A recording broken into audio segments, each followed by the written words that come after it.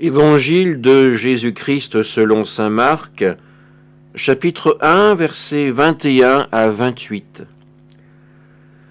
Jésus et ses disciples entrèrent à Capharnaüm. Aussitôt, le jour du sabbat, il se rendit à la synagogue, et là il enseignait. On était frappé par son enseignement, car il enseignait en homme qui a autorité, et non pas comme les scribes. Or il y avait dans leur synagogue un homme tourmenté par un esprit impur qui se mit à crier « Que nous veux-tu, Jésus de Nazareth? Es-tu venu pour nous perdre? Je sais qui tu es le Saint de Dieu. » Jésus l'interpella vivement « Tais-toi, sors de cet homme. » L'esprit impur le fit entrer en convulsion, puis, poussant un grand cri, sortit de lui. Ils furent tous frappés de stupeur et se demandaient entre eux « Qu'est-ce que cela veut dire ?» Voilà un enseignement nouveau, donné avec autorité. Il commande même aux esprits impurs, et ils lui obéissent. Sa renommée se répandit aussitôt partout, dans toute la région de la Galilée.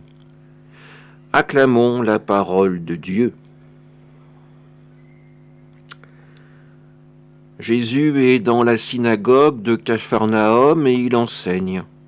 Il enseigne aux hommes comment entendre à nouveau la voix de Dieu dans leurs prières, comment se convertir pour être un enfant du Seigneur qui remplisse sa mission et qui puisse participer à la gloire de Dieu.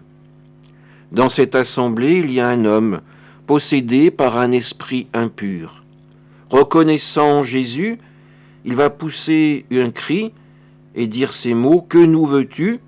Es-tu venu pour nous perdre ?» Jésus n'est pas venu pour nous perdre, il est venu pour nous libérer, pour nous montrer la lumière de la vérité de Dieu. Alors oui, pour les esprits impurs, cela signifie être chassés de ce corps qu'ils occupent contre la volonté de l'être humain.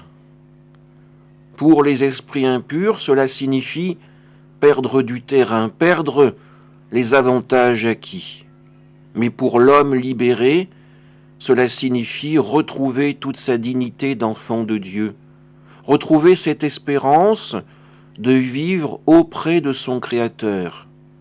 Cela signifie avant tout retrouver sa liberté. Jésus est celui qui vient pour nous permettre d'ôter nos chaînes, d'être libérés de ce péché qui nous entrave, qui nous voile la réalité et qui nous fait parfois dire ou commettre des choses abominables.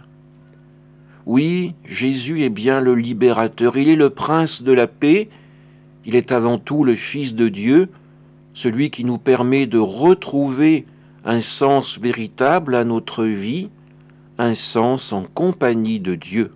Amen.